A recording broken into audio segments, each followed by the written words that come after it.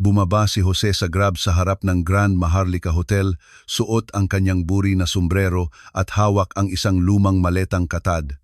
Nakasuot siya ng kamisang de cuadro, pantalong maong at simpleng botas. Hindi man lang gumalaw ang mga bellboy. Sa reception, tiningnan siya mula ulo hanggang paa ng manager na si Marco nang may paghamak. Masyadong mahal ang aming mga kwarto para sa isang katulad ninyo, sabi nito nang may kayabangan, at doon nagsimula ang malupit na hamon. Kung kaya mong bayaran ang pinakamura naming kwarto, ibibigay ko sa iyo ang suite. Ang pagpapahiya ay hayagan at brutal. Ang hindi alam ni Marco ay maling tao ang kanyang hinamon dahil sa loob lamang ng ilang minuto, ang buong katotohanan tungkol sa kung sino talaga ang simpleng lalaking iyon ay magpapayanig sa buong hotel. Ang pagkakaiba ay napakalinaw. Habang ang ibang mga bisita ay bumababa mula sa mga Mercedes, BMW at Audi na nakasuot ng mga Italianong suit at may dalang mga designer na maleta, si Jose ay naglalakad-dala ang kanyang lumang maletang katad at may payapang ngiti sa kanyang mukha. Ang kanyang mga hakbang ay matatag, tiyak, tulad ng isang taong alam na alam ang kanyang lugar sa mundo. Sa reception, ang kapaligiran ay humihinga ng karangyaan. Sa likod ng mahogany na counter, 3 naka-uniformeng receptionist ang nag-aasikaso na may mga profesional na ngiti. Ngunit nang lumapit si Jose, may nagbago sa hangin. Ang pinakabatang receptionist, si Carla, ay nakipagpalitan ng tingin sa kanyang kasamahan. Isang alanganing ngiti ang pumalit sa karaniwang magiliw na ekspresyon. Ang pangalawang empleyado, isang binatang may blonde na buhok na nasa edad 25, ay nagkunwaring abala sa mahahalagang papel. Noon lumabas mula sa kanyang opisina si Marco, ang manager ng hotel.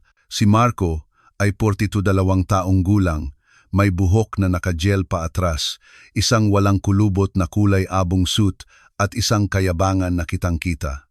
15 taon na siyang nagtatrabaho sa mga luxury hotel at ipinagmamalaki ang kanyang kakayahang kilalanin kung sino ang nabibilang o hindi sa ganoong kapaligiran.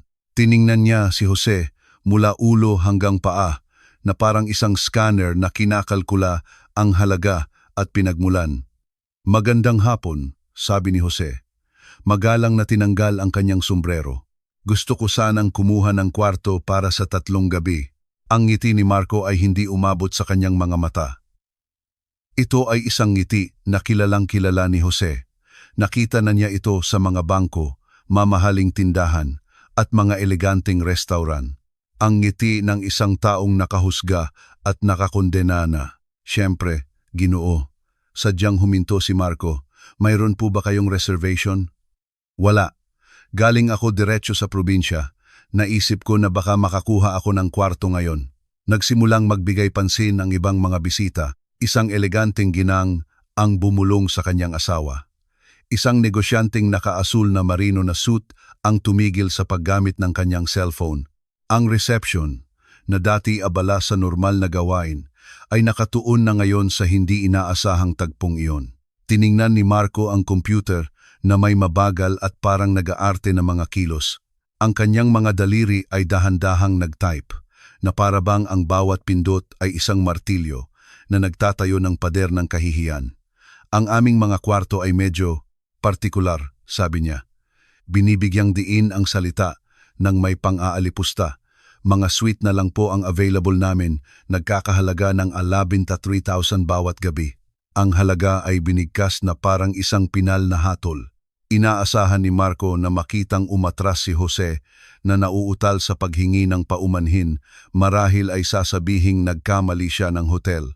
Ilang iba pang empleyado ang maingat na lumapit, nais malaman kung paano malulutas ang nakakahiyang sitwasyon. Tumango lang si Jose, na parang ang halaga ay ganap na makatwiran. "Sige, pakibook na para sa 3 gabi." Ang pagkalito sa mukha ni Marco ay tumagal lamang ng 1 segundo, mabilis na napalitan ng isang mas mapanuyang ngiti. Bahagya siyang sumandal sa counter, nagpapakita ng isang teritorial na postura na nagmamarka kung sino ang may kontrol. "Naiintindihan niyo naman po na kailangan namin ng garantiya, hindi ba? Credit card, patunay ng kita. Tumaas ang tono ng kanyang boses, tinitiyak na maririnig siya ng iba. Ang aming mga bisita ay karaniwang mga taong may isang tiyak na antas sa buhay. Ang pangungusap ay tumagos sa hangin na parang isang labaha. Ang ilang mga usapan ay tuluyang huminto. Ang nakakahiyang katahimikan ay kumalat na parang alon sa isang lawa. At noon, pakiramdam ni Marco na mayroon siyang manonood. Nagpasya siyang ituloy pa. Alam nyo, kaibigan? Ngumiti si Marco nang may pinag-aralang kalupitan, ninanamnam ang bawat salita. Kung kaya mong bayaran ang pinakamura naming kwarto, ibibigay ko sa iyo ang suite. Ang epekto ay agaran. Tinakpan ng ginang na may mamahaling bag ang kanyang bibig na bigla sa kabastusan. Dalawang negosyante ang nagpalitan ng hindi komportabling tingin. Isang batang mag-asawa malapit sa elevator ang huminto upang panoorin ang pampublikong pagpapahiya. Maging ang mga empleyado ay tila nahihiya sa kilos ng kanilang hepe, ngunit walang sinuman ang naglakas loob na makialam. Tumawid si Marco sa isang mapanganib na linya, ginawang hayagang pagpapahiya ang tahimik na diskriminasyon. Inaasahan niya ang mga tawa ng pagsang-ayon, marahil ilang mahinang palakpak mula sa ibang mga bisita. Sa halip, nakita niya ang mga ekspresyon ng hindi pagsang-ayon at isang mabigat na kapaligiran ng pagkailang. Hindi nawala sa katinuan si Jose. Ang kanyang mga mata, na marami nang nakita sa buhay, ay tumitig sa mga mata ni Marco nang may katahimikan na tila lalong nagpairita sa manager. Walang galit sa tingin na iyon, isang malalim na kapayapaan lamang ng isang taong alam na alam ang sariling halaga. Magkano ang halaga ng pinakamurang kwarto? Simpleng tanong niya. Ang kanyang boses ay matatag at walang bahid ng kahihiyan. Tumawa ng mahina si Marco. Isang hindi kaaya-ayang tunog na umalingaw-ngaw sa reception. 8,000, sagot niya. Tiyak na tinatapos na niya ang nakakahiyang palabas na iyon. Ang hindi alam ni Marco ay malapit na niyang pagbidahan ang pinakamalaking kahihiyan ng kanyang karera. Ang hindi niya inaasahan ay ang lalaking nasa harapan niya ay may mas maraming pera kaysa sa marami sa mga bisitang may antas na kanyang pinagsisilbihan. Ang hindi mahuhulaan ni Marco ay ang mapanuksong pustahan na iyon ay magiging pinakamahal na pagkakamali ng kanyang profesional na buhay. Ipinasok ni Jose ang kanyang kamay sa likod na bulsa ng kanyang maong, isang simpleng kilos na magpapayanig sa buong Grand Maharlika Hotel sa mga susunod na minuto. Minsan, ang hustisya ay dumarating na nakasuot ng napakasimpleng damit. Pakiramdam ni Marco ay nasa tuktok siya ng kanyang kapangyarihan. Naroon siya, manager ng isa sa pinaka-prestihiyosong hotel sa kabisera, inilalagay ang isang tagalabas sa kanyang tamang lugar sa harap ng mga tinitingalang bisita. Para sa mga sandaling tulad nito, siya kinuha upang mapanatili ang pamantayan ng establisimento. 8,000 ulit niya, ninanamnam ang bawat pantig. Cash, syempre. Ang aming hotel ay hindi nag-aalok ng installment. Ang salitang installment ay binigkas ng may matinding paghamak na tila dinumihan nito ang marangyang hangin ng lugar.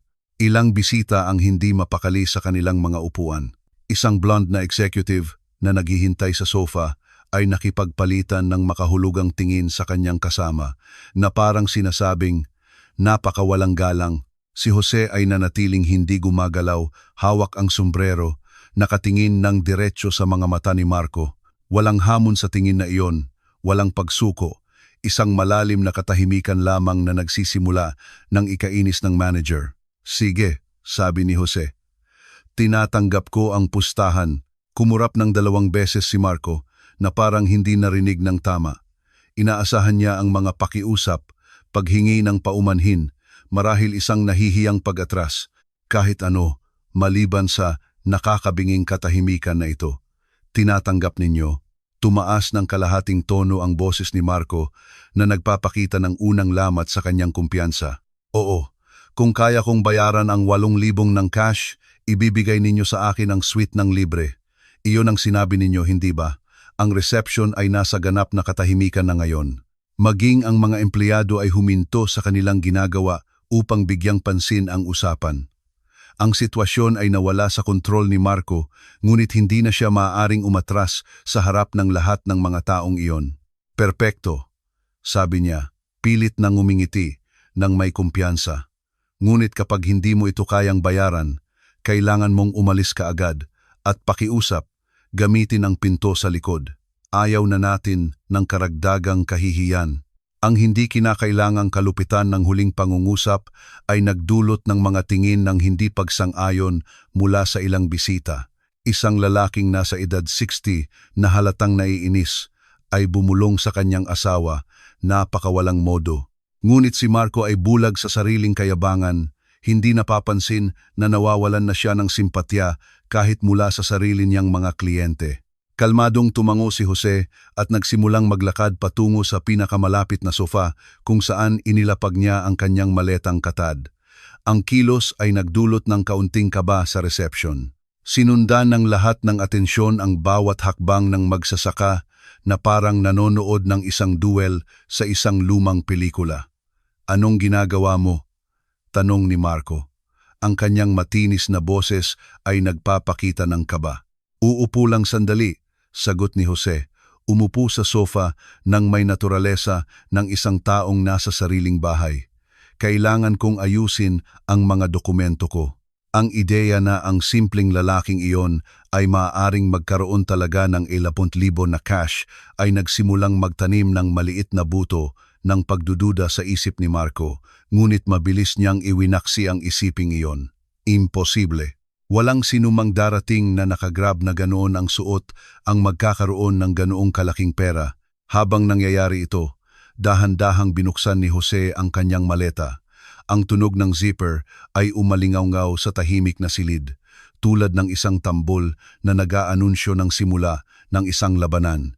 Sa loob ng maleta, maayos na nakaayos na parang gamit militar, ay mga dokumento, ilang simpleng damit, isang lumang lalagyan ng katad at isang brown na sobre. Nagmamasid si Marco, sinusubukang panatilihin ang kanyang kumpiyansang ekspresyon, ngunit ang kanyang mga mata ay nagpapakita ng bahid ng kuryosidad na may halong pangamba. Ano kaya ang laman ng sobreng iyon? Inilabas ni Jose ang sobre nang may parehong katahimikan at nagsimulang bilangin ang isang bagay sa loob nito. Ang kanyang mga kamay ay gumagalaw ng may katumpakan, inaayos ang anumang mga iyon sa maliliit na tumpok sa mesa. "Diyos ko," bulong ng isang ginang sa kanyang asawa. Nagbibilang siya ng pera. Ang impormasyon ay kumalat sa reception na parang apoy sa tuyong damo. Ang mga ulo ay lumingon, ang mga usapan ay huminto, ang mga smartphone ay maingat na itinutok sa direksyon ng sofa kung saan metodikong nagtatrabaho si Jose. Naramdaman ni Marco ang unang paninikip sa kanyang dibdib. Nagsimulang pagpawisan ang kanyang mga kamay sa loob ng hindi nakikitang guwantes ng pagkabalisa. Gayunpaman, pinanatili niya ang kanyang mapagmataas na tindig. Hindi sapat ang pera lang. Sigaw niya sa buong reception, sinusubukang bawiin ang kontrol sa sitwasyon.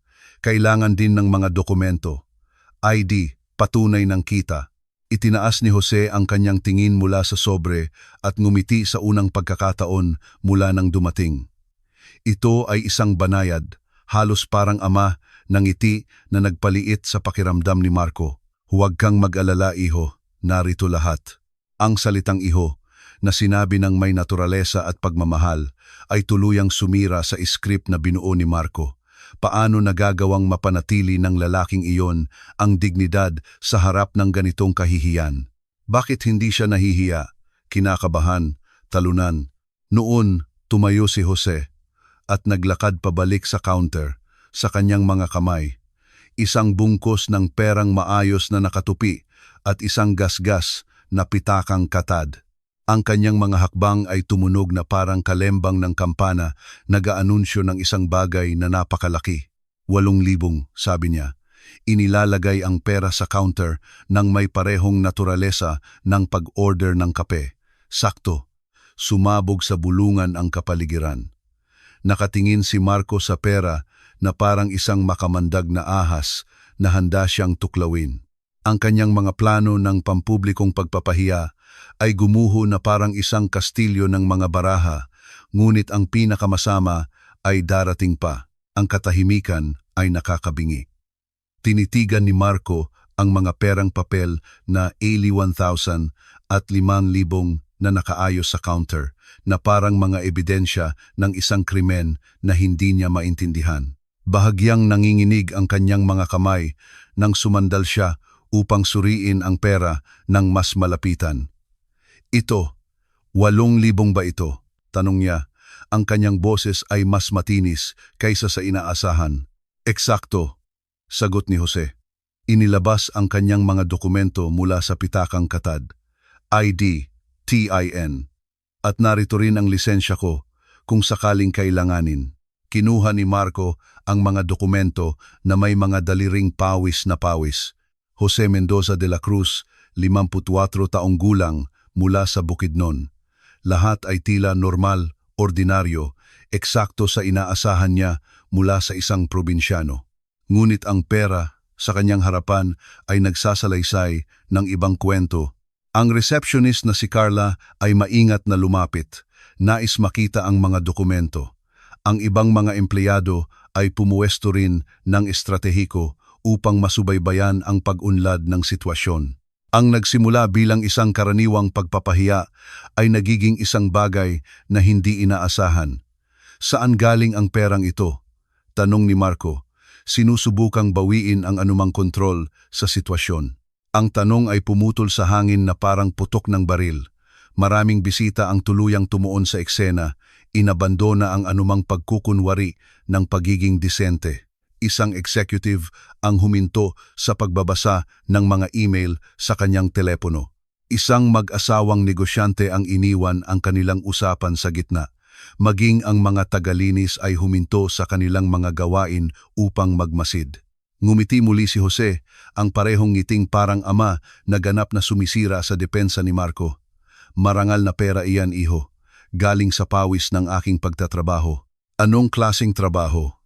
Giit ni Marco, na ngayon ay malinaw na naghahanap ng anumang irregularidad, anumang paraan upang idiin ang pagbabayad na iyon at iligtas ang kanyang mukha sa harap ng mga kliyente. Magsasaka ako, simpleng sagot ni Jose. Ang sagot ay nagdulot ng pigil na tawanan mula sa ilang mga bisita. Nakaramdam si Marco ng alon ng ginhawa. Magsasaka, siyempre. Marahil isang maliit na producer na nakabenta ng ilang baka at ngayon ay iniisip na may karapatan siyang pumasok sa mga luxury hotel. Magsasaka, ulit ni Marco, nababawi ang bahagi ng kanyang kayabangan. At anong ginagawa ng isang magsasaka sa isang hotel na tulad nito? Ang tanong ay ginawa ng may matinding paghamak na ang ilang tao sa reception ay hindi mapakali sa kanilang mga upuan. Isang lalaking nakaasul na marino na suit ang bumulong sa kanyang asawa tungkol sa kawalan ng modo, ngunit si Marco ay determinado na bawiin ang kontrol sa sitwasyon. Nandito ako para sa subasta, kalmadong sagot ni Jose. Anong subasta? Subasta ng mga elite na barako. Gaganapin bukas sa convention center, kumunot ang noo ni Marco.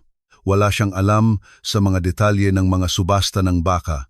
Ngunit inakala niya na ito ay maliliit na kaganapan para sa mga taga-probinsya na dinadaluhan ng mga simpleng taong tulad ng lalaking nasa harapan niya. At magkano ang balak mong gastusin sa subastang iyon? Tanong niya na may halong pang-iinis sa kanyang tono. Depende sa mga hayop na magagamit, sagot ni Jose. Ngunit nagdala ako ng sapat para sa ilang magagandang barako. At magkano ang isang ganyang barako? Huminto si Jose na parang nagkakalkula sa isip. Nag-iiba-iba, mula sa daan-daang libo hanggang sa mga halagang umaabot sa milyon-milyon, depende sa lahi.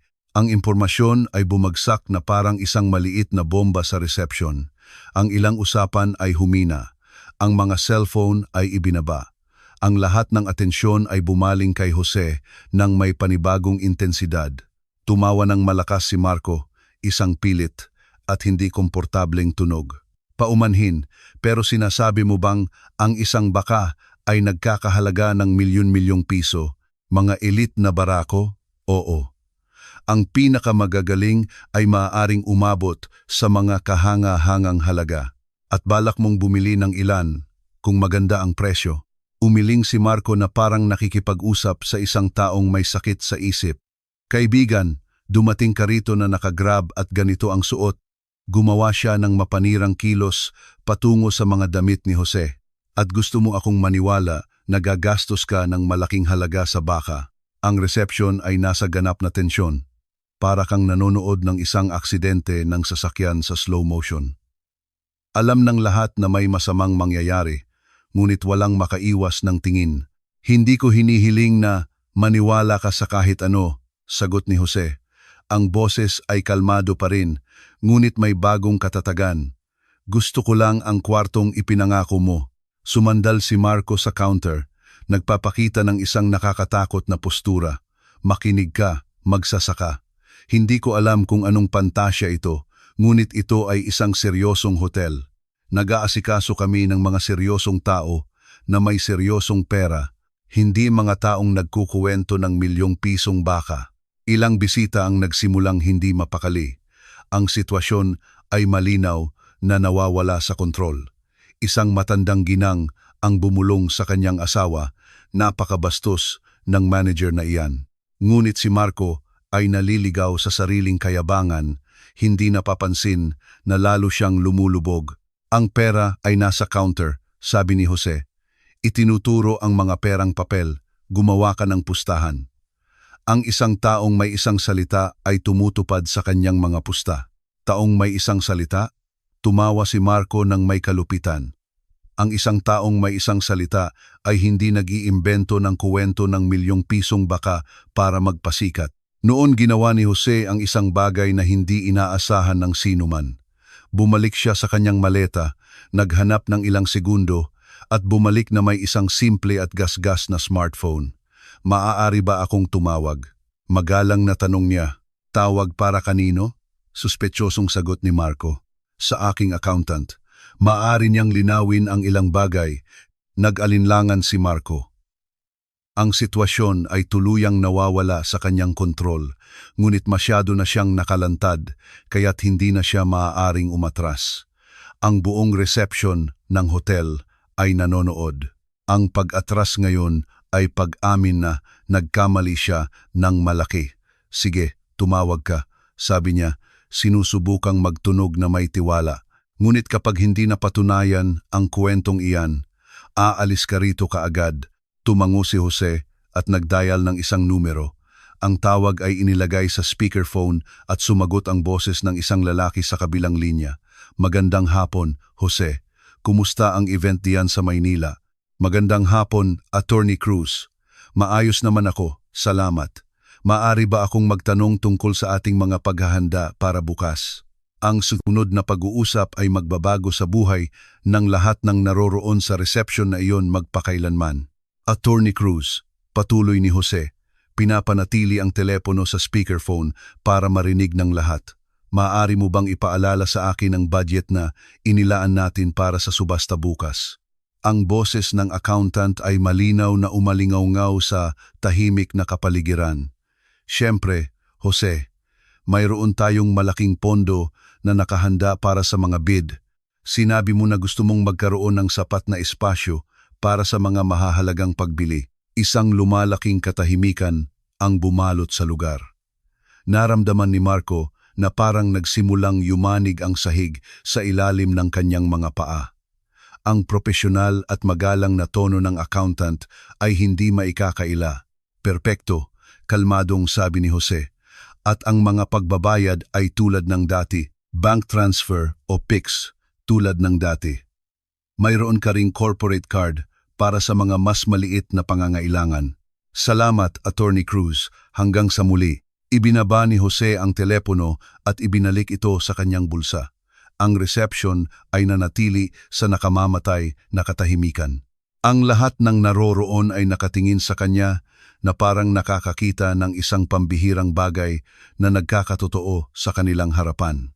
Si Marco ay maputla. Ang kanyang mga kamay ay halatang nanginginig habang sinusubukan niyang iproseso ang kanyang narinig. Malaking pondo, corporate card. Ang katotohanan ay nagsisimulang tumama sa kanyang isipan na parang mga palo ng martilyo. Iyan ay hindi nagpapatunay ng kahit ano. Nauutal na sabi ni Marco, desperadong mapanatili ang anumang kontrol sa sitwasyon. Kahit sino ay maaaring hilingin sa isang tao na magpanggap na accountant. Ang akusasyon ay napakadesperado at kaawa-awa na nagdulot ito ng bulungan ng hindi pagsang-ayon sa mga bisita. Isang executive ang umiling sa malinaw na hindi pagsang-ayon. Isang negosyante ang bumulong sa kanyang asawa, nakakahiya. Ngumiti muli si Jose, ngunit sa pagkakataong ito ay may ibang bagay sa kanyang tingin. Isang pahiwatig ng kasiyahan na parang sa wakas ay pinapayagan na niya ang kanyang sarili na tamasahin ang sitwasyon. Tama ka, sabi niya. Ang mga salita ay salita lamang. Paano kung isang bagay na mas konkreto? Bumalik si Jose sa kanyang maleta at kinuha ang isang itim na leather na folder. Mula rito, kumuha siya ng ilang papel na maingat na nakatupi, bumalik sa counter at iniabot ang mga dokumento kay Marco. Bank statement mula noong nakaraang linggo, simpleng sabi niya. Kinuha ni Marco ang mga papel na may nanginginig na mga kamay. Tiningnan niya ang mga numero ng 1 beses, 2 beses, 3 beses. Ang balanse sa kanyang account ay nagpasakit sa kanyang mga mata, isang 7-digit na halaga na nagsisimula sa 3. Ngunit hindi lang iyon. Ang kasaysayan ay nagpakita ng mga transaksyon na nagpalunok kay Marco ng malalim mga transfer ng daan-daang libong piso, mga pagbabayad sa mga supplier, mga pagbili ng mga kagamitang pang-agrikultura na mas mahal pa sa mga luxury na sasakyan. Ito ay peke siguro, bulong ni Marco, ngunit ang kanyang boses ay wala ng kumpiyansa. Alam niyang kumakapit na lamang siya sa mga argumentong lalong humihina. Maaari mong tawagan ang bangko at kumpirmahin, alok ni Jose. Narito ang card ng aking manager. Ang alok ay ginawa ng may naturalesa na naramdaman ni Marco na nanghina ang kanyang mga binti. Tumingin siya sa paligid ng reception at napagtanto na siya ang naging sentro ng isang nakakahiyang eksena. Ang lahat ng mga bisita ay nakatingin sa kanya nang may halong pagkailang at hindi pagsang-ayon. Noon dumating sa hotel ang isang eleganteng mag-asawa. Ang lalaki ay naka-impeccable na Italian suit. Ang babae ay may suot na damit na halatang napakamahal. Dumiretso ang lalaki sa counter, ngunit biglang huminto nang mapansin ang tensyon sa kapaligiran. Anong nangyayari dito? Tanong ng lalaki. Pabalik-balik ang tingin kina Marco at Jose. Nakita ni Marco ang isang pagkakataon na mabawi ang kaunting prestihiyo.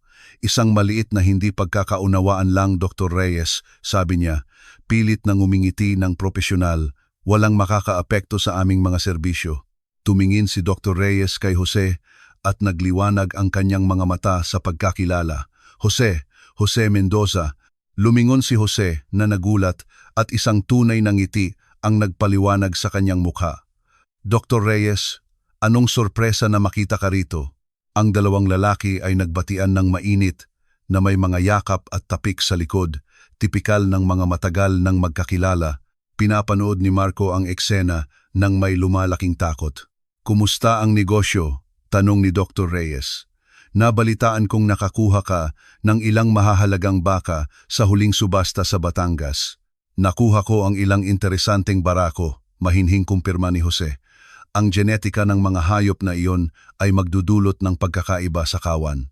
Naramdaman ni Marco na gumuho ang mundo sa kanyang ulo. Naroon ang isa sa pinakamahalagang bisita ng hotel. Malinaw na kilala at nirerespeto ang lalaking kanyang pinahiya sa loob ng huling 20 minuto. At ikaw? Tanong ni Jose. Nag-aalaga pa rin ba ng mga Arabian horse? Lagi, sagot ni Dr. Reyes. Sa katunayan, mayroon akong isang bisiro na maaaring interesado ka, anak ng isa sa aking pinakamahusay na barako. Anong lahi? Si Al-Rashid. Natatandaan mo ba siya? Ang usapan ay nagpatuloy ng natural, ngunit bawat salita ay parang isang saksak sa pride ni Marco. Ang mga pangalan, ang mga implicit na halaga, Ang respeto sa isa't isa lahat ay nagpapahiwatig na lubos siyang nagkamali sa paghusga. Sa wakas ay bumaling si Dr. Reyes kay Marco at tuluyang nagbago ang kanyang ekspresyon nang mapansin ang halatang pagkailang sa mukha ng manager. Marco, sana'y tinatrato mo ang aking kaibigan nang may respeto na nararapat sa kanya, sabi niya. Ang kanyang boses ay puno ng awtoridad na nagpalunok kay Marco ng malalim. Siyempre, bulong ni Marco. Inaayos lang namin ang ilang detalye ng kanyang panunuluyan. Anong mga detalye? Tanong ni Dr. Reyes, malinaw na nagdududa. Pumasok si Jose nang may kanyang karaniwang kahinahunan. Ang binata dito ay nakipagpustahan sa akin, paliwanag niya. Kung kaya kong bayaran ang 11,000 ng cash para sa pinakasimpleng kwarto, ibibigay niya sa akin ang suite ng libre. Tiningnan ni Dr. Reyes si Marco nang may ekspresyon na pinaghalong hindi paniniwala at hindi pagsang-ayon. Nakipagpustahan ka kay Jose Mendoza. Ang paraan ng pagbigkas niya sa pangalan na may respeto, halos paggalang, ay nagparamdam kay Marco na nakagawa siya ng mas malaking pagkakamali kaysa sa kanyang inaakala. Ako, hindi ko alam. Hindi mo alam ang ano? Halatang naiinis na ngayon si Dr. Reyes. Hindi mo alam na nakikipag-usap ka sa isa sa pinakarespetadong rancher sa bansa. Bawat salita ni Dr. Reyes ay parang martilyo, ginigiba ang mga huling bakas ng profesional na dignidad ni Marco.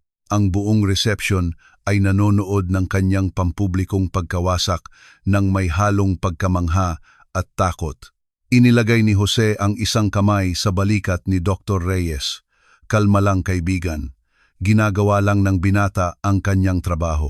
Ngunit hindi handa si Dr. Reyes na palampasin ito. Ginagawa ang kanyang trabaho, pinapahiya ang mga kliyente batay sa hitsura. Marco, alam mo ba kung sino ang lalaking ito?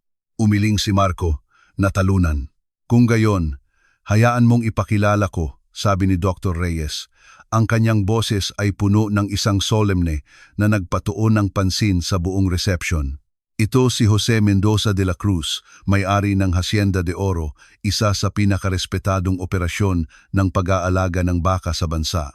Ang revelasyon ay bumagsak kay Marco na parang isang avalanche. Hacienda de Oro, bulong ng isang ginang sa kalapit na sofa.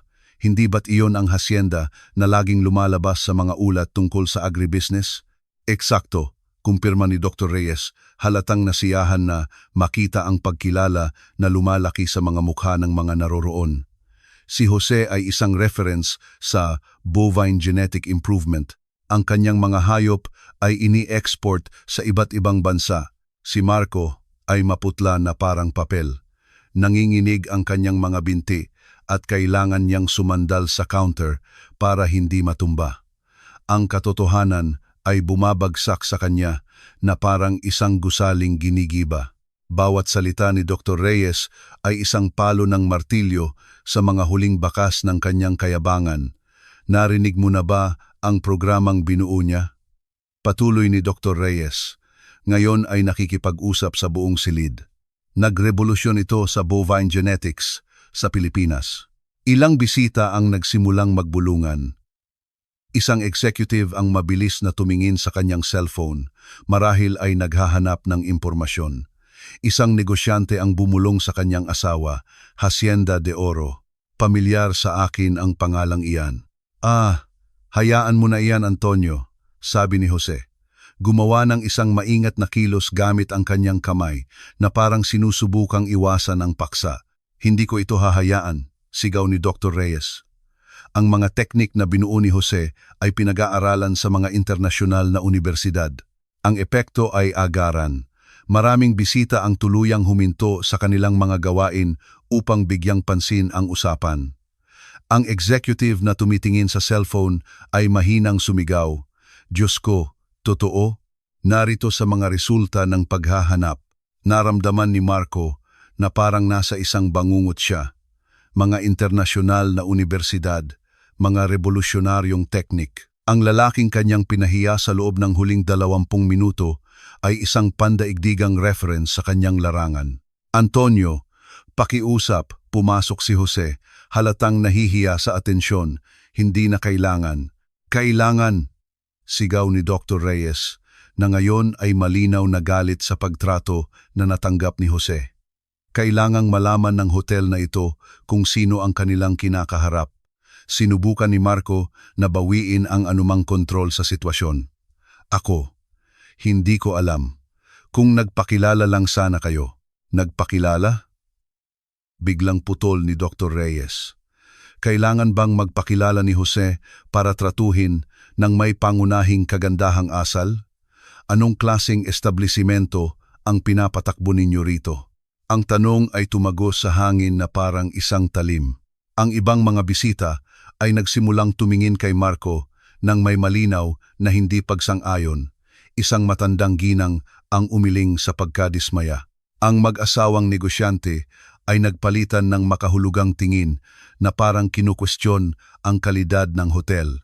Noon mahinang lumapit kay Marco ang receptionist na si Carla. Sir Marco, bulong niya, may isang ginoo rito na nagsasabing kailangan niyang makausap si Mr. Jose ng agaran. Lumingon si Marco at nakita ang isang lalaking nasa edad 40 pong nakaitim na suit, mabilis na lumalapit. May dala siyang leather na portfolio at may kumpiyansang tindig ng isang taong sanay makipag-ugnayan sa malalaking negosyo. Mr. Jose, direktang sabi ng lalaki sa magsasaka. Ako si Miguel Santos, mula sa Santos Associates Auctions. Kailangan ko po kayong makausap tungkol sa ilang mga lot para bukas. Binati ni Jose ang lalaki ng mainit. Miguel, kumusta? May problema ba sa event? Hindi naman po problema, sagot ni Miguel. Binubuksan ang kanyang portfolio. Nakatanggap po kami ng ilang mga paunang alok para sa mga barako na alam naming interes ninyo. Gusto po naming bigyan kayo ng prioridad bago ito buksan sa ibang mga mamimili. Ang buong reception ay huminto sa paghinga, mga paunang alok, prioridad sa pagbili. Para kay Jose. Anong mga halaga ang pinag-uusapan natin? Tanong ni Jose. Mas mataas po sa karaniwan sa merkado, patuloy ni Miguel. Ang ilang mga lot ay nakatanggap na ng mga alok na nasa milyon-milyon. Kinailangan ni Marco na umupo. Ang kanyang mga binti ay hindi na siya kayang suportahan.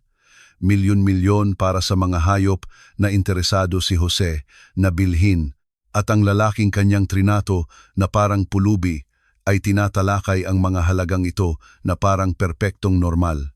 Pag-iisipan ko, sabi ni Jose. Kailangan kong personal na suriin ang mga hayop bago magdesisyon. Siyempre, sagot ni Miguel. Dito po ba kayo nakatira? Maaari ko kayong sunduin bukas ng umaga para sabay tayong pumunta sa Exposition Center. Sa totoo lang, tumingin si Jose kay Marco nang may banayad ng ngiti. Inaayos ko pa ang ilang detalye ng aking panunuluyan. Sinundan ni Miguel ang tingin ni Jose at agad na napansin ang tensyon sa kapaligiran. May problema po ba, Mr. Jose? Nauna si Dr. Reyes sa pagsagot. Ang manager dito ay nakipagpustahan kay Jose. Kung kaya niyang bayaran ang 11,000 ng cash para sa pinakamurang kwarto, makukuha niya ang suite ng libre. Tiningnan ni Miguel si Marco nang may ekspresyon ng ganap na hindi paniniwala, isang pustahan kay Jose Mendoza. Napatawa siya nang hindi makapaniwala. Alam mo bang isa siya sa aming pinakamalaking kliyente, hindi ba? Ang impormasyon ay tumama kay Marco na parang isang suntok sa tiyan. Isa sa pinakamalaking kliyente ng pinakamahalagang subasta sa rehiyon. Sa katunayan, patuloy ni Miguel, si Mr. Jose ay karaniwang gumagawa ng malalaking pamumuhunan sa aming mga event. Sa huling subasta sa Batangas, ang kanyang mga nabili ay umabot sa mga kahanga-hangang halaga. Ang reception ay nasa ganap na katahimikan na ngayon, maging ang mga tagalinis ay huminto upang makinig. Ang laki ng pagkakamali ni Marco ay lalong lumilinaw sa bawat revelasyon. Si Jose, gayunpaman, ay nanatili sa kanyang karaniwang kahinahunan. Miguel, Dr. Reyes, salamat sa suporta. Ngunit ayusin natin ito ng mahinahon, sabi niya, bumaling kay Marco. Ang binata ay gumawa ng pustahan. Binayaran ko ang iyong 8,000. Ngayon, tutuparin niya ang kanyang salita. Tiningnan ni Marco ang pera na nakakalat pa rin sa counter. 8,000 na kumakatawan sa mas mababa pa sa marahil ay ginagastos ni Jose sa isang business meal. Nakipagpustahan siya laban sa isang lalaking nagpapakilos ng malalaking halaga nang hindi kumukurap. Ang sweet, bulong ni Marco. Ang kanyang boses ay halos hindi marinig. Ano? Magalang na tanong ni Jose. Ang presidential suite, ulit ni Marco. Mas malakas. Sa pagkakataong ito, nakahanda na po para sa inyo. Ngunit hindi pa tapos si Jose at ang pinakamalaking revelasyon ay darating pa. Kalmadong naglakad si Jose patungo sa kung saan niya iniwan ang kanyang maleta at kinuha mula rito ang isang brown na leather na folder, halatang luma ngunit maayos na inaalagaan. Ang katahimikan sa reception ay ganap. Bawat kilos ng magsasaka ay inoobserbahan ng may intensidad ng isang taong nanonood ng pagtatapos ng isang suspense na pelikula. Bago ko tanggapin ang suite, sabi ni Jose, bumabalik sa counter, kailangan kong linawin ang isang bagay. Pinapanood siya ni Marco ng may nanlalaking mga mata tulad ng isang hayop na na-corner na hindi alam kung saan magmumula ang susunod na dagok. Ang kanyang mga kamay ay halatang nanginginig habang sinusubukan niyang mapanatili ang anumang composure sa harap ng mga bisita at empleyado. Tama ka sa isang bagay, patuloy ni Jose, binubuksan ang folder. Dapat talaga akong nagpakilala mula sa simula. Nagpalitan ng tingin sina Dr. Reyes at Miguel. Ano pa ang kailangang malaman? Ano ang maaaring mas kahanga-hanga kaysa sa mga nasabi na? Kinuha ni Jose mula sa folder ang isang opisyal na dokumento na may mga tatak at selyo na kumikinang sa ilalim ng mga ilaw. Iniabot niya ang papel kay Marco, na kinuha ito ng may nanginginig na mga kamay. Maaari mo bang basahin ng malakas para marinig ng lahat? Magiliw na mungkahi ni Jose. Tiningnan ni Marco ang dokumento at lalo pang namutla ang kanyang mukha. Kung posible man iyon, nagsimulang manginig ang kanyang mga kamay nang husto na ang papel ay nanginginig na parang isang dahon sa hangin. Hindi ko kaya, nauutal niyang sabi. Lumapit si Dr. Reyes at kinuha ang dokumento mula sa mga kamay ni Marco. Hayaan mong tingnan ko ito, sabi niya. Inaayos ang kanyang salamin. Tiningnan niya ang dokumento ng isang beses, pagkatapos ay isa pa, at pagkatapos ay nanlaki ang kanyang mga mata sa ganap na pagkagulat. Diyos ko, Jose, hindi mo ito sinabi sa akin. Ano yan? Tanong ni Miguel. Nilinis ni Dr. Reyes ang kanyang lalamunan at pumosisyon para marinig siya ng lahat. Sertipiko ng titulo, solemne niyang inanunsyo, nakarehistro sa Registry of Deeds ng lungsod. Ang reception ay sama-samang sumandal, tulad ng isang audience na naghihintay ng grand finale. May-ari, Jose Mendoza de la Cruz. Patuloy ni Dr. Reyes. Ang kanyang boses ay lumalakas sa volume at paghanga. Ari-arian, gusali ng Grand Maharlika Hotel at katabing lote matatagpuan sa Bonifacio High Street, Taguig City. Ang epekto ay parang isang pagsabog sa reception. Maraming tao ang sumigaw sa gulat. Ang executive ay nabitawan ang kanyang cellphone. Isang negosyante ang nabilaukan sa kanyang iniinom na kape. Si Marco ay literal na natumba pa atras, kailangang sumandal sa pader para hindi bumagsak. Siya ang may-ari ng hotel? Sigaw ng isang ginang, ang kanyang boses ay matinis sa gulat. Si Miguel ay nakanganga, pabalik-balik ang tingin sa dokumento at kay Jose. Jose, kailan mo binili ang Grand Maharlika? 3 taon na ang nakalipas, kalmadong sagot ni Jose na parang pinag-uusapan ng panahon. Ang dating grupo ay may mga problemang pinansyal. Ito ay isang magandang investment. Naramdaman ni Marco na parang umiikot ang mundo. Sa loob ng 20 minuto, pinahiya niya, kinutya at hindi ginalang ang mismong may-ari ng hotel kung saan siya nagtatrabaho. Ang lalaking hindi direktang pumipirma sa kanyang mga sahod. Ang lalaking maaaring tanggalin siya sa isang simpleng tango. 3 taon, bulong ni Marco sa sarili. 3 taon? Eksakto, kumpirma ni Jose. Mula noon, sinusubaybayan ko ang buwanang ulat tungkol sa operasyon ng hotel. kasiyahan ng mga kliyente, kalidad ng serbisyo, pagganap ng team. Bawat salita ay isang saksak sa puso ni Marco, buwan ng ulat. Sinusubaybayan ng may-ari ang lahat, at siya, si Marco, ay nagbida sa pinakamasamang episode ng serbisyo sa kasaysayan ng establisimento. Umiling si Dr. Reyes na hindi pa rin makapaniwala. Jose, bakit hindi mo sinabi sa akin na binili mo ang Grand Maharlika?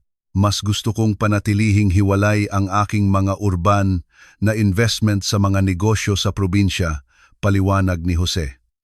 Bukod pa rito, gusto kong suriin kung paano gumagana ang mga bagay kapag walang nakakakilala sa akin. Ito ang pinakamahusay na paraan upang makita ang tunay na kalidad ng serbisyo. Ang pangungusap ay tumama kay Marco na parang kidlat. Sinubukan ni Jose ang hotel ng sadya at si Marco ay nabigo ng husto sa pagsubok. Tinitingnan pa rin ni Miguel ang dokumento ng may pagkamangha. Magkano ang halaga ng pagbiling ito kung hindi man indiskresyon? Ito ay isang malaking pamumuhunan. Diplomatikong sagot ni Jose, malaki. Para sa isang taong nagsasalita ng milyon-milyon na parang sentimo, ang malaki ay nangangahulugang isang napakalaking halaga. Kinailangan ni Marco na umupo sa isang kalapit na upuan bago tuluyang bumigay ang kanyang mga binti. At ang pinaka-interesante, patuloy ni Jose, itinago ang dokumento sa folder, ay bawat buwan ay nakakatanggap ako ng mga ulat tungkol sa mahusay na kalidad ng serbisyo ng ating general manager. Naramdaman ni Marco na nagyelo ang dugo sa kanyang mga ugat. Ang mga ulat, siya mismo ang sumusulat ng mga ulat na iyon, pinupuno ito ng mga papuri sa sarili niyang trabaho, nag-iimbento ng mga kwento tungkol sa mga nasisiyahang kliyente at mga pambihirang serbisyo. Napakalikhaing mga ulat, dagdag ni Jose ng may ngiti na hindi umabot sa kanyang mga mata. Ang buong reception ay nanonood ngayon kay Marco na parang isang bihirang specimen sa isang zoo. Ang kahihiyan ay kumpleto, total, nakakawasak. Nahuli siya hindi lamang sa pagmamaltrato sa isang kliyente, kundi sa pagmamaltrato sa sarili niyang boss habang sistematikong nagsisinungaling tungkol sa kanyang propesyonal na pagganap. Mr. Jose, bulong ni Marco. Ang kanyang boses ay lumabas na parang isang desperadong bulong. Ako. Hindi ko po alam. Pakiusap po. Pinanood siya ni Jose ng matagal. Ang kanyang mga kalmadong mata ay pinag-aaralan ang lalaking sumubok na ipahiya siya sa publiko. Ang buong reception ay naghihintay sa tenso na katahimikan kung ano ang susunod na mangyayari. Dumating na ang hustisya at ngayon na ang oras para sa huling paghuhusga. Ang katahimikan sa reception ay nakakabingi. Lahat ng naroroon ay nagpipigil ng hininga, naghihintay na makita kung paano haharapin ni Jose ang sitwasyon. Si Marco ay halatang wasak, nanginginig ang kanyang mga kamay habang naghihintay ng hatol na magtatakda ng kanyang kinabukasan. Dahan-dahang lumakad si Jose sa paligid ng counter. Ang kanyang mga hakbang ay umalingaw-ngaw sa marmol tulad ng mga tik-tak ng isang orasan, binibilang ang mga huling segundo ng karera ni Marco. Nang sa wakas ay huminto siya sa harap ng manager, ang kanyang mga mata ay kalmado, ngunit dala ang bigat ng isang desisyon na nagawa na. Marco, sabi ni Jose, ang kanyang boses ay banayad ngunit matatag. 3 taon na ang nakalipas, nang makuha ko ang hotel na ito, mayroon akong isang pangarap. Nais kong lumikha ng isang lugar kung saan lahat ng tao ay tratuhin ng may dignidad at respeto anuman ang kanilang hitsura o pinagmulan. Lumunok si Marco, hindi makahanap ng mga salita. Kinuha kita dahil naniwala ako sa iyong mga teknikal na kwalifikasyon, ngunit ang nasaksihan ko ngayon ay isang bagay na labag sa lahat ng dapat katawanin ng establishmentong ito. Tahimik na nagmamasid sina Dr. Reyes at Miguel. Ang ibang mga bisita ay maingat na lumapit, bumubuo ng isang kalahating bilog sa paligid ng eksena. Maging ang mga empleyado, receptionist, security, tagalinis ay huminto sa kanilang mga gawain upang saksihan ang makasaysayang sandaling iyon. Hindi mo lang ako binastos bilang isang kliyente, patuloy ni Jose. Inihayag mo ang isang karakter na hindi maaaring kumatawan sa mga halaga ng hotel na ito. Paano mo tratuhin ang ibang mga bisita na darating na may simpleng damit, mga pamilyang manggagawa, mga retiradong matatanda na nag-ipon para sa isang espesyal na okasyon? Bawat tanong ay parang isang talim, pinuputol ang natitirang profesional na dignidad ni Marco. Sinubukan niyang magsalita, ngunit mga hindi maintindihang tunog lamang ang lumabas sa kanyang lalamunan. Ngunit ang pinaka nakakadismaya sa akin, ang boses ni Jose ay nagkaroon ng katatagan na lalong nagpatuon ng pansin sa buong reception, ay ang mga ulat na ipinapadala mo buwan-buwan, mga ulat na puno ng mga maling impormasyon tungkol sa iyong sariling pagganap habang tinatrato ang mga kliyente sa ganitong paraan. Ipinikit ni Marco ang kanyang mga mata, alam na tapos na ang kanyang karera. Nang imulat niya muli ang mga ito, nakita niya ang mahinahong tingin ni Jose. "Pakiusap po, Mr. Jose," bulong niya sa wakas, basag ang kanyang boses. "May pamilya po ako. Kailangan ko po ang trabahong ito." Dahan-dahang tumango si Jose. "Alam kong may pamilya ka, Marco, at iyon mismo ang dahilan kung bakit bibigyan kita ng isang pagkakataon." Isang bulungan ng sorpresa ang dumaan sa reception. Itinaas ni Marco ang kanyang mga mata. Isang kislap ng pag-asa ang nagniningning sa kanyang desperasyon. "Isang pagkakataon," ulit niya, hindi makapaniwala sa kanyang narinig. "Ililipat ka," kalmadong inanunsyo ni Jose. "Sa aming hacienda sa Bukidnon, magsisimula ka bilang isang administrative assistant na may sahod na naaayon sa bagong posisyon. Doon, matututunan mo ang tungkol sa pagpapakumbaba, marangal na pagtatrabaho, at kung paano tratuhin ang lahat ng tao ng may respeto. Ang alok ay sabay-sabay na isang parusa at isang pagkakataon para sa pagbabago." Si Marco ay ibababa ng husto, ngunit mapapanatili ang isang trabaho at ang posibilidad na muling buuin ang kanyang buhay. "Kung sa loob ng isang taon ay maipakita mo na tunay kang nagbago," patuloy ni Jose, "maaari tayong mag-usap tungkol sa iyong pagbabalik sa industriya ng hotel, ngunit sa isang posisyon kung saan matututo kang maglingkod, hindi manghiya." Masiglang tumango si Marco, mga luha ng ginhawa at kahihiyan ang dumadaloy sa kanyang mukha. "Opo, sir. Opo, tinatanggap ko po. Salamat po sa pangalawang pagkakataon." Bumaling si Jose sa receptionist na si Carla, na nanood ng buong eksena ng may nanlalaking mga mata. "Carla, pansamantala mong pamamahalaan ang hotel," anunsyo niya. "Napansin ko kung paano mo sinubukang mapanatili ang kagandahang asal kahit sa isang nakakahiyang sitwasyon. Nagpapakita iyon ng karakter." Nakanganga si Carla, halos hindi makapaniwala sa hindi inaasahang promosyon. "Ako po? Salamat po, sir. Gagawin ko po ang aking makakaya." "Sigurado akong gagawin mo," ngiti ni Jose. "At ang unang desisyon na gusto kong gawin mo ay isang malinaw na patakaran. Sa hotel na ito, lahat ng kliyente ay tratuhin ng may parehong respeto, anuman ang kanilang hitsura." "Opo, sir. Isang karangalan na ipatupad ang patakarang iyan." Lumapit si Dr. Reyes, halatang humanga sa paraan ng paghawak ni Jose sa sitwasyon. "Jose, lagi mo akong ginugulat. Maraming lalaki sa iyong posisyon ang simpleng tatanggalin ang empleyado. Ang pagtanggal ay ang madaling paraan," sagot ni Jose. Ngunit wala itong itinuturo. Matututunan ni Marco sa praktika na ang tunay na tagumpay ay nagmumula sa karakter, hindi sa kayabangan. Umiling si Miguel sa paghanga. "Kaya ka napakarespetado sa negosyo, Jose. Nakikita mo ang higit pa sa halata." Kinuha ni Jose ang kanyang kwalo lamin mula sa counter at inialok ito kay Carla. "Gamitin mo ito para sa isang pagsasanay tungkol sa pambihirang serbisyo para sa buong team. Gusto kong ang episode na ito ang huli sa uri nito." "Masusunod po, sir." Mahinang lumapit si Marco. "Mr. Jose, kailan po ako dapat mag-report sa Bukidnon?" "Sa Lunes," sagot ni Jose.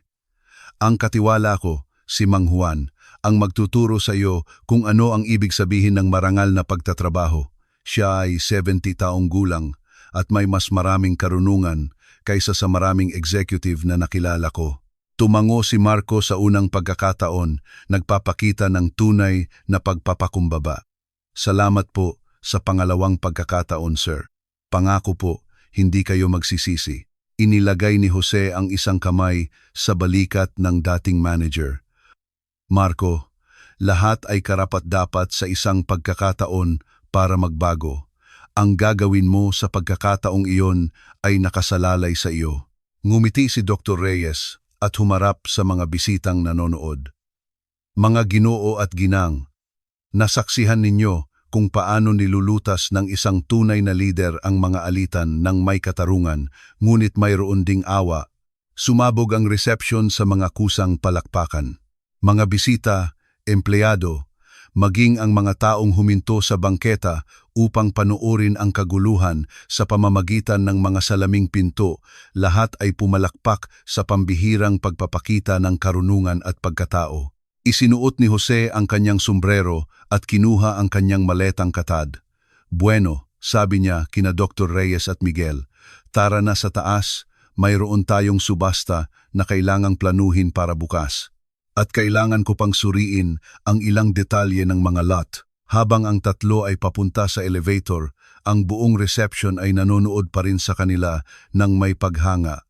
Ginawa ni Jose ang maaring maging isang simpleng paghihiganti sa isang aral sa buhay para sa lahat ng naroroon. Ang tunay na hustisya ay hindi lamang naisagawa. Ito ay inihain ng may karunungan, habag, at kadakilaan ng isang taong nauunawaan na ang tunay na kapangyarihan ay nasa pag-angat sa iba, hindi sa pagpapahiya sa kanila. At sa gayon, ang simpleng magsasaka mula sa probinsya ay nagturo sa lahat na ang tunay na yaman ay hindi nasusukat sa pera sa bangko, kundi sa laki ng puso at sa paraan ng pagtrato natin sa ating kapwa. Dahil ang karakter ay hindi nabibili ng pera, ito ay itinatayo ng may dignidad. Ang tunay na yaman ay kung paano mo tratuhin ang mga taong hindi mo kailangang pahangain. Naranasan mo na bang maliitin o hinusgahan mo na ba ang isang tao batay sa panlabas na anyo? I-share sa comments kung ano ang natutunan mo rito. Kung ang kwento ni Jose ay nagpabago ng iyong pananaw, i-like at i-share ang video na ito sa isang taong kailangang marinig ang mensaheng ito. Magkita-kita tayo sa susunod na video.